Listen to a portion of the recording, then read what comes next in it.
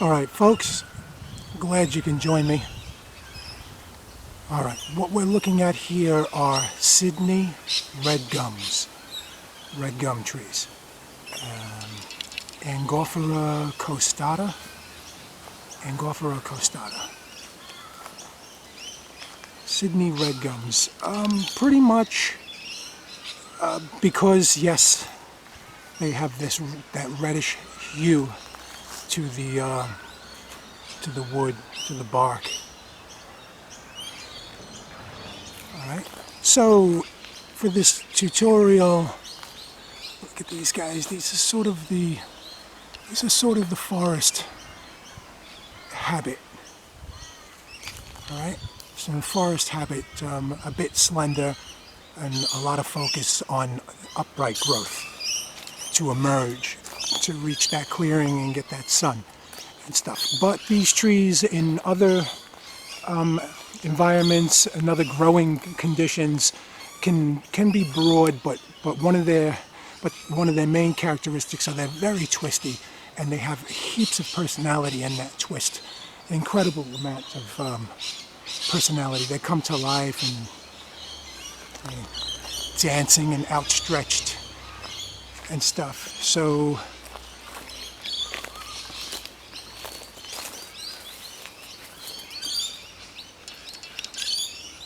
and contrary to popular belief, or if you didn't know, a lot of our eucalypts, smooth bark, can be patchy and often does shed, so that at certain times of the year it's not really smooth at all, but underneath there is, and the new layer, or the layer underneath, is a smooth bark. So here's the one that we're going to do a little practice with. So let's say you run into this fella. Fantastic, right? Oh, look at that defect up there. But there's a good reaction, good wound wood growing around it. So structurally that's probably still strong, but if you notice where that wound is and you look straight to our right, you'll see the dead wood coinciding with the damaged area over there. And then on this way over here, you can also see some dieback and stuff. So right where that wound site is, you look on the main stem, the primary stem, and you follow it up right where it starts to get the major branching and stuff. You see that wound over there, and to the right of us is a dead wood stuff. So that's classic. That's classic behavior to look for and stuff. All right, so this is our red gum that we're going to be practicing with. We're going to practice with a couple of trees. So let's say you run into this guy, medium, in the small category, medium, or a small medium tree, but also medium trunk. I mean, yeah, like generally it's big and stuff, but to also be a little bit accurate in the classifications and stuff, what we have, it's a small tree. I mean, it's a small medium tree. Yeah.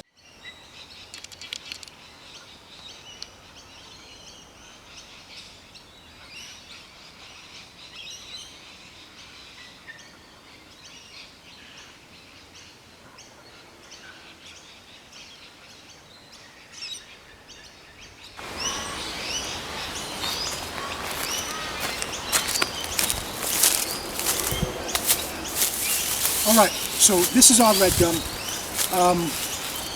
We're not too far from the popular path where this stand of red gums are and stuff. It's not going to be too much of a problem, but I may have to cut depending on the conversations of other people and stuff, or dogs coming through. And I'll try to talk a little fast as well so that we could, move through it a bit. But there's two main things that we can look at. We can look at the tree, the interaction in terms of a workout and exercise that's going to happen, and we can also look at it in terms of a contest, old school word for contest, meaning a bout or an actual wrestling session with each other, sparring and stuff. So, and of course you can combine the two and stuff.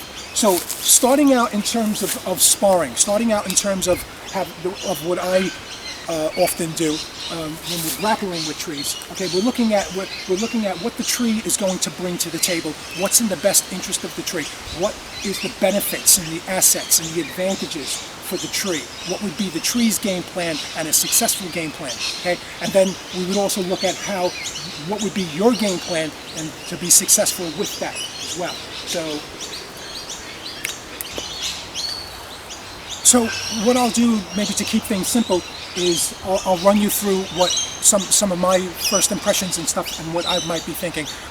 Let's say if it wasn't planned, let's say if it was spur of the moment and stuff like that, right? So what we all should do a little bit more, what I should do a little bit more is scoping out for glass and stuff.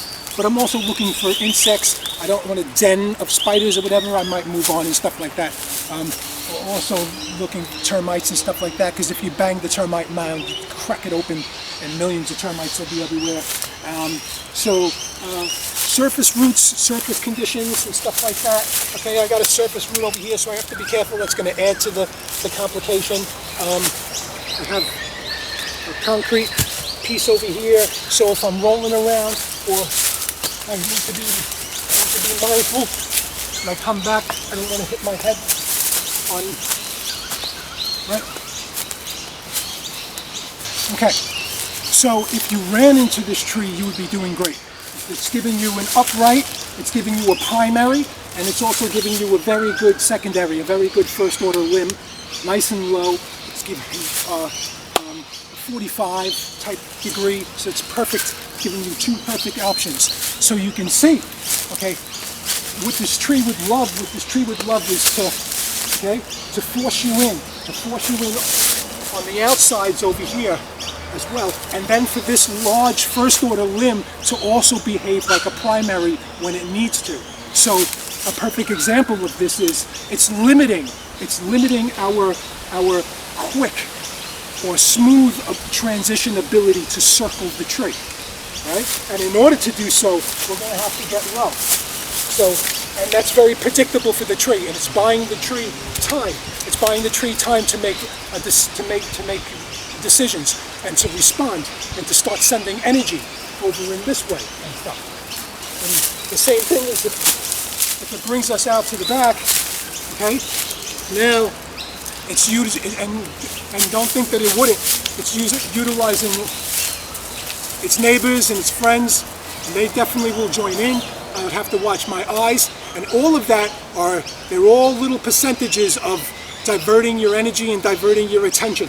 And that's where injuries happen, or that's also where you do weaker moves and stuff like that. Okay?